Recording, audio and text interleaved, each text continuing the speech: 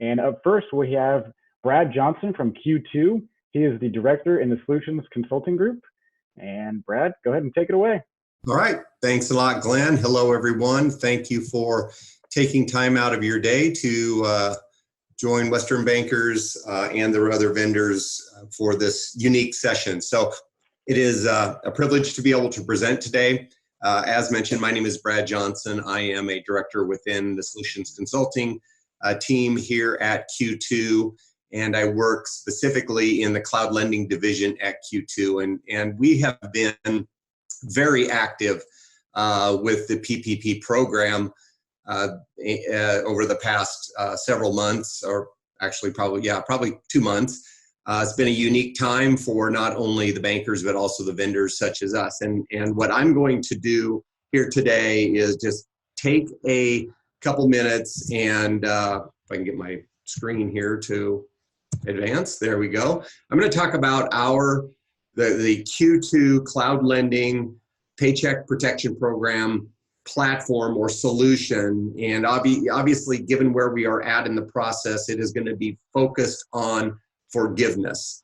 That topic right there, if for those of you that are following the discussion from Treasury and from the SBA, you will know that fluid is maybe a light term. It's going to be changing. We don't know what that exactly means. So we can only prepare ourselves to the best of our ability while also focusing on being nimble so that we can pivot when the final guidance or as the guidance changes.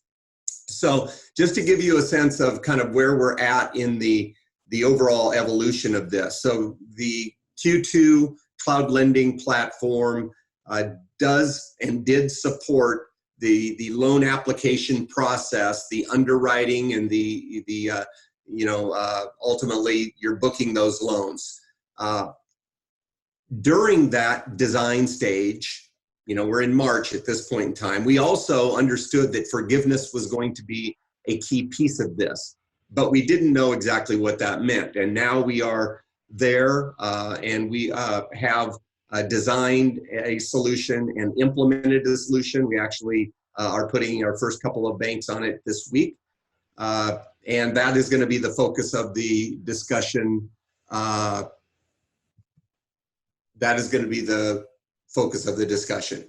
So, Glenn, are you seeing my screen? Yes, I can see your screen. Okay, yep. Sorry Just about want to that. make sure you're sharing your video. Oh, okay. I'm sorry. You want to see my lovely face? Of course.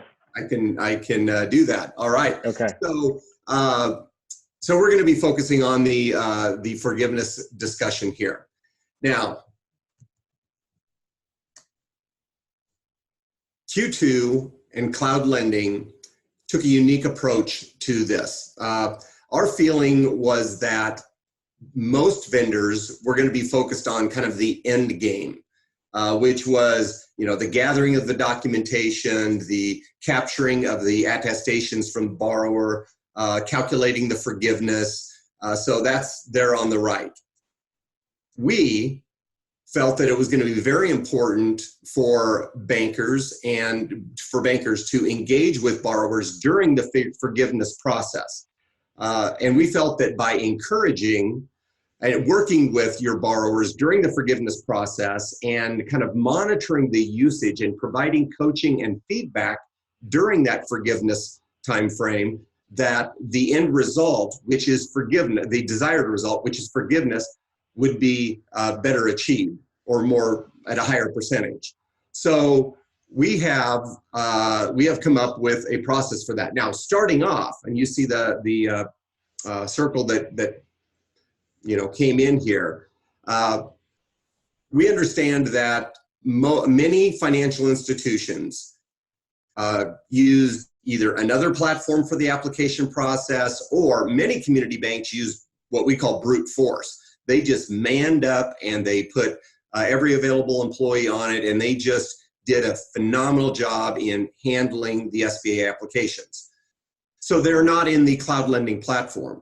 So to start and really to manage all of this effectively, we need those loan records in our system so we understand the loan amount, how many employees they had, and the funded date, and all of that good stuff. So to start things off, it would be a simple import of the data from another source, a CSV or XML import.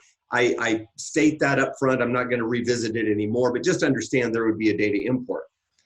Now, our solution then gives you the opportunity to proactively engage with your borrowers at different points during the eight week forgiveness period. And it would collect, and we call these checkpoints. And at each checkpoint, you would collect certain information, and the borrower would actually enter that information. We would provide feedback immediately to the borrower through the portal as to where they are as far as trending towards the forgiveness result.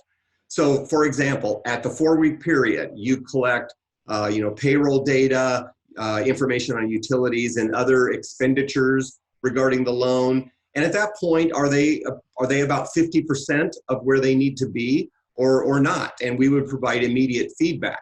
So in our out-of-the-box solution, we provide 2 checkpoints, which allows you to engage with the borrower a couple of times, let's say at the 4-week period and the 8-week period, again, to provide coaching, feedback, and really understand where the borrower is at, as opposed to waiting till the end, getting all the data, and then really not knowing what you're dealing with for a given borrower. Now, I will say that the concept of the checkpoints is optional. And that basically means you don't need to use them. If you wanted to wait to the end because of resources or just your philosophy, that is absolutely fine. You simply just would remove those checkpoints, and then everything would be at the end. Now, our solution encompasses both digital engagement and loan and the back office. So there is a portal for the borrower, and then there is the back office side for the bank. The digital engagement layer is mobile friendly, could be a mobile device, tablet, PC. And then, and what I'm going to do next is I'm going to actually talk about both pieces at a very, very high level. And I'm going to bring up the system, and we're going to just kind of talk through some of the feature functionality. I'm going to, again, given 20 minutes, it's got to be a very high level discussion, but this is the borrower engagement portal. So the messaging can be whatever you want it to be. So this is kind of a template that allows you to provide a message to the borrower. Now, there's authentication protocol that needs to be followed where you have to send them an email, and the system does this automatically. They have to come in and register and generate their password in that whole process. So understand that there is authentication protocol to be followed, but it then is going to provide a quick insight into their loan, and what it's going to then do is lead them down the path of entering their usage data. Now, a couple of things to point out here. This happens to be checkpoint 1. Again, we had the conversation on the checkpoints. And I've already filled this in. The borrower would enter, their employees, their usage of the funds for payroll and other expenditures, rent, utilities, et cetera, et cetera. And if you are using the checkpoint system, then this would be, say, the 4-week period. If you are waiting till the end and only doing it once, it would be for the entire 8 weeks. But this is data entry for the borrower.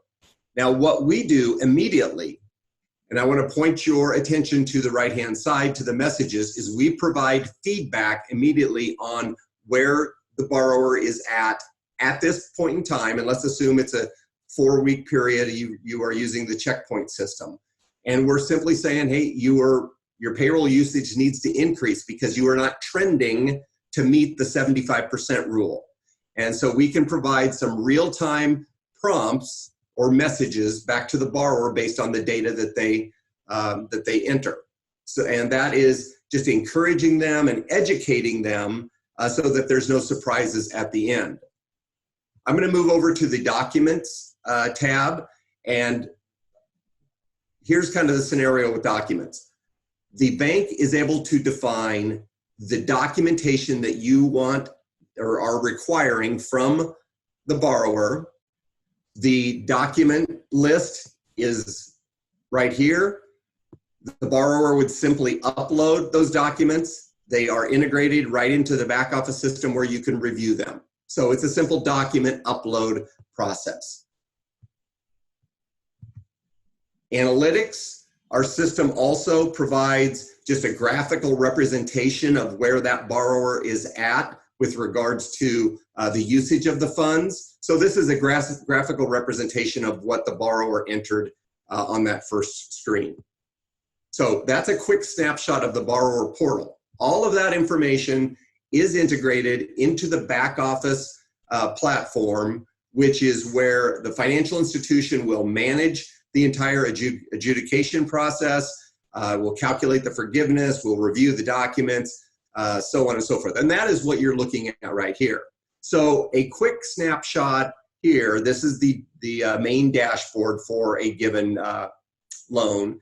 And left-hand side is providing some basic information, the borrower, the loan amount, the employee level, where they are at in the workflow, in the process here on the left.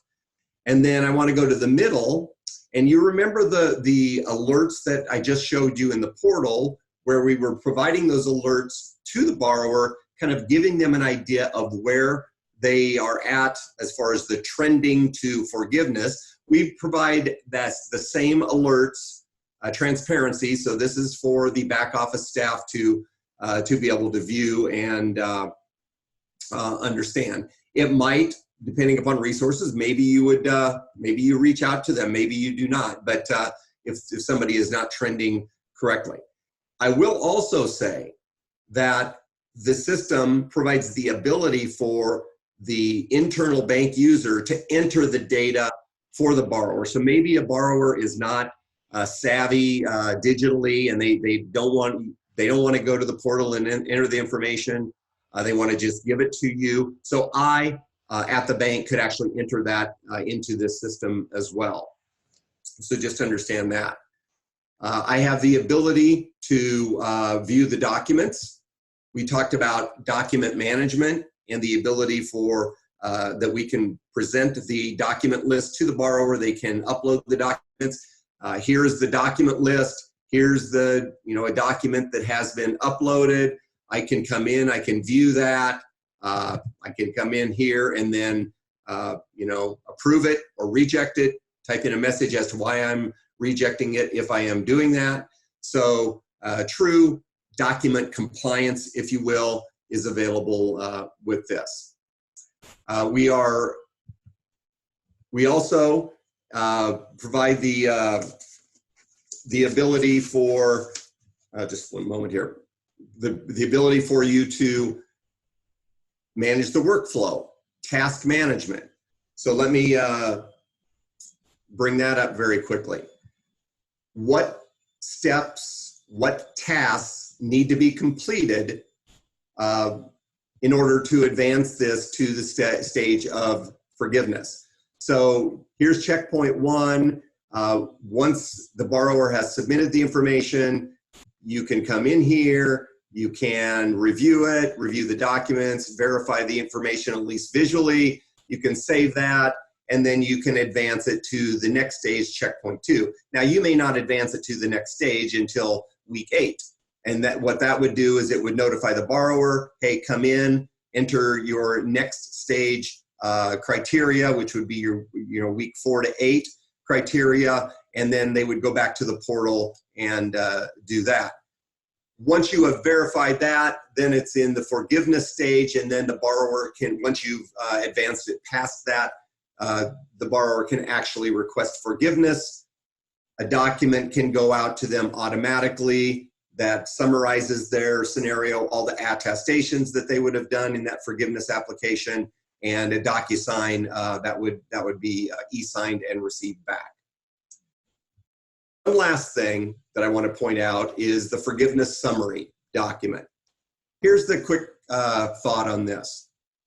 Our thought is that as you move through time, so we go through this year and maybe into next year, there's going to be audits that occur. There's going to be questions on what all occurred and what transpired in this forgiveness effort for XYZ borrower. So we are capturing all of that information into basically what's an audit log that we are putting in a document that you can either keep in this system or move to your content management platform for permanent storage. So this forgiveness summary document is not a finished product right now because we don't know what all the forgiveness rules are, but it is going to be a full audit log in essence of everything that has occurred, what the customer entered, what the calculated amount was, so on and so forth. So that is a very interesting piece of the equation here. And then calculating forgiveness, our platform will calculate the forgiveness. The exact calculation is still pending based upon the government guidelines, but it will calculate the forgiveness, and there will be a document that gets sent out, to the borrower with all of those amounts as well. So I believe I'm going to stop right now. That is a quick spin through the cloud lending or the Q2 cloud lending PPP forgiveness solution, both the digital engagement layer as well as the back office. So I will stop, and Glenn, open it up for questions, or how do you want to proceed? Yeah, so if anyone has any questions, please feel free to type those questions into the group chat. That's down on the bottom on the menu where it says chat. Just go ahead and type in any questions if you have any. And it doesn't look like we have any at this time. And if we do have any questions for any of our speakers that may have already ended their presentation, I can follow up with them afterwards. So please feel free to type in your questions for any previous presentations, and I can follow up with those speakers. So perfect. Oh, yep. Oh yeah, we have a question. How will this interface with a buyer of the loan? At this point in time, that is not part of the solution unless so we don't have a consideration for the buyer of the loan. This is really engagement between the borrower and the bank.